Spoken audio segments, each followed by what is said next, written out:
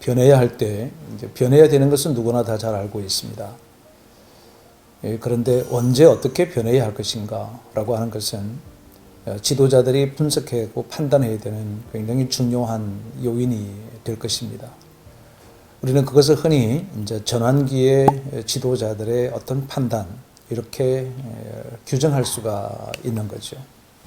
그런 측면에서 본다면 지금 우리가 직면하고 있는 이 현대 사회는 이 전환기에 직면하고 있는 우리들이 어떤 리더십을 발휘해야 될 것인가, 또 영적인 지도자들은 이 전환기를 맞닥뜨리고 있는 이 상황 속에서 우리는 어떤 영향력을 끼쳐야 될 것인가 라고 하는 것을 오늘 리더의 유산을 통해 함께 숙고하는 시간을 가지려고 합니다.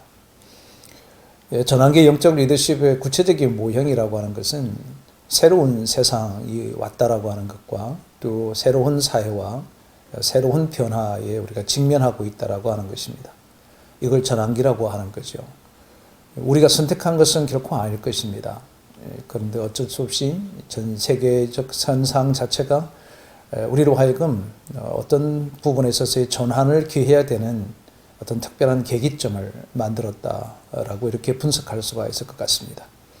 새로운 세상이 오고 있다라고 한 지가 불과 20년 전인데 이미 와버렸고, 또 이 사회도 우리가 어떻게 대응해 가야 될 것인가를 생각하고 그 연구의 결과가 나오기 전에 이미 벌써 새로운 사회가 도래해 버렸습니다. 그러므로 어쩔 수 없이 우리는 새로운 변화라고 하는 그런 전환기에 우리가 직면하고 있다라고 하는 것입니다. 이 전환기 영적 리더십의 그 구체적인 모형을 우리가 접하기 전에 세 가지의 필수 요소를 다시 한번 더 강조해 보려고 합니다. 우선 가장 먼저는 환경을 바꾸어야 한다는 것입니다. 그렇죠. 세상이 지금 변하고 있습니다. 그러면 그 변화에 민감하게 적응하기 위해서가 아니라 그 변화를 선도하기 위해서는 우리 공동체나 또 그리고 우리 개인 각자 한 사람 한 사람이 이런 환경의 변화를 도모해 가야 한다는 것입니다. 여러분, 날씨가 차가워졌습니다. 그러면 우리가 어떤 환경들을 이 차가운 날씨에 대응하기 위해서 환경을 바꾸는 것 필요하잖아요. 그것과 똑같이 우리 교회들도 우리 공동체들도 변화가 일어나고 있는 이 상황 속에서 어떻게 이 환경을 바꿔나갈 것인가를 고민해야 된다고 하는 것입니다. 물론 우리 개인도 마찬가지인 거죠. 성도들이 오프라인 상에서의 모임을 꺼려하고 있는 현 추세와 또 사회적인 거리두기라고 하는 이런 어떤 명령 체계 속에서 있는 우리 성도들 같은 경우도 환경이 바뀌었단 말이죠. 그렇다면 우리는 신속하게 그 바뀐 환경에 변화하기 위해서, 대응하기 위해서 우리 스스로가 환경을 바꿔야 될 필요가 있다고 하는 것입니다. 두 번째는 어떤 자원의 확보가 중요하죠. 이 자원이라고 하면 흔히 물적 자원과 인적 자원을 이렇게 구분하는데, 우리 교회가 할 수 있는 것은 물적 자원이라기보다는 인적 자원에 더 역점을 둬야 된다고 하는 것입니다. 이 전환기의 영적 리더십은 사람에게 집중하느냐 그렇지 못하느냐에 어떻게 보면 달려있다, 이렇게 규정해 볼 수가 있다는 것입니다. 세 번째는 절대로 시기를 놓치지 말라는 것입니다. 여러분, 지금 이제 팬데믹이 이제 새로운 어떤 장르를 만났습니다. 백신이라고 하는 것이 이제 올해에 세계 도처의 백신 전쟁 뭐 이렇게까지 선포할 정도로 이 백신을 확보하는데 온 힘을 다 기울이고 있는 거죠. 이 시기를 놓쳐버리면 그 나라만 이제 코로나로 인한 어려움들을 지속하게 될 수밖에 없다는 거죠. 이것이 기회포착이라고 하는 거잖아요. 지금도 사회에 여러 다양한 어떤 정부에 대한 요구는 이 백신의 시기를 놓치지 않았느냐, 뭐 이런 얘기를 하잖아요. 타이밍이 그만큼 중요하다라고 하는 것입니다. 정치, 사회, 경제 모든 분야에 있어서 그 시기를 잃어버리게 되면 후발타는요, 결국은 2인자로서 나중에 도태될 가능성이 매우 높습니다. 우리가 대표적으로 잘 알고 있는 코닥이라든지 소니 이런 회사들은 과거에 그 아날로그 시대 때는 선두 기업이었음에도 불구하고 세상 전체가 급변하게 디지털로 바뀌어지는 상태에서는 그들이 디지털로 속도를 전환을 하지 못했다라고 하는 거죠. 타이밍을 잃어버렸습니다. 그 이후에 소니도 휴대폰을 내고 그리고 코닥도 디지털 카메라를 내었지만 이미 경쟁에서 밀려버리게 되면서 시기를 잃어버림으로 인해서 전환기를 제대로 활용하지 못했다라고 하는 것은 이미 우리 세계소 통해서 세계를 통하여 우리는 이미 알고 있는 것과 똑같습니다. 그런데 여러분, 지금 이 상태에서는 더더욱이 교회 안에 이런 영적 리더십의 위협을 받고 있다라고 하는 것입니다. 가끔씩 들리는 이야기는 교회로부터 권고사직을 받는 경우도 생겨졌고, 이제는 목사를 채용한다라고 하는 채용 공고까지 나고 있는 정도로 교회에 폐쇄되는 교회들이 나날이 늘어나고 있습니다. 그러다 보니까 어쩔 수 없이 교회가 이제 M&A라고 하는 것도 이제 시도하고 이것을 진행해가는 그런 교회들이 점점 날로 늘어나고 있다 보면 당연히 영적 지도자들의 영적 리더십이 굉장히 큰 공정에 빠지게 되는 거죠. 이것이 위협을 받고 있다라고 하는 것입니다. 아울러 또 교인들의 충성도가 많이 바뀌어졌습니다. 그 충성들 여러분 잘 보시면 지금 여기 여러분 도표에서 보다시피 이제 50대 중반에서부터 40대 중반이 교회의 이 핵심 그룹들입니다. 이들이 가장 많은 어떤 물적인 자원과 인적인 자원과 헌신과 충성도가 굉장히 높았습니다. 근데 이들의 자녀들도 이제 10대 그리고 우리 청소년들 이렇게 해당되는 자녀들이 함께 있어서 교회는 어떤 균형 곡선이 일어났었거든요. 우리 성도들도 안정세, 다음 세대도 안정세 이렇게 함께 균형을 유지해가면서 자랐는데 지금은 요 40대가 흔들리기 시작한다는 거죠. 40대가 교회에 충성하지 않고 있다라고 하는 것입니다. 이것에 대한 데이터들은 저희들이 지금 계속 확보하고 있는 중에 있습니다만은 무엇을 통해서 알 수 있느냐 하면 교회에 헌금하는 빈도수보다도 세상 속에 필요한 것으로 그들이 기부하는 문화로 바뀌어져 가고 있다라고 하는 것과 아울러 사회적 거리두기라고 하는 이런 불가항력적인 일들이 주어지게 되면서 비로소 교회의 참석률이 떨어지게 되니까 자연스럽게 아이들의 교육이 집안에서의 교육으로 이렇게 가정교육으로 바뀌어지면서 교회에 대한 충성도가 점점 떨어지고 있다라고 하는 것입니다. 이런 현상은 이미 사회 서구 교회들이 이미 앞당겨서 저희들이 살았던 것처럼 이제 교회는 노인들만이 움집되어지는 교회로 될 가능성이 매우 높다. 이런 위기 앞에 우리가 서 있다라고 하는 것을 다시 한 번 더 강조해 드리고 싶습니다.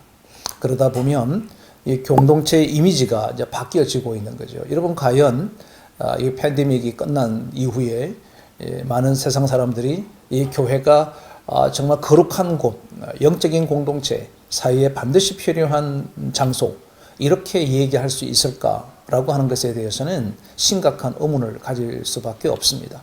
그러므로 세상 사람들로부터 우리 교회가 어떤 이미지를 좀 주고 있는가에 대한 생각들을 많이 해봐야 되기 때문에 저는 단연코 교회에 대한 사역의 철학들이 바뀌어야 된다고 생각하는 것이죠.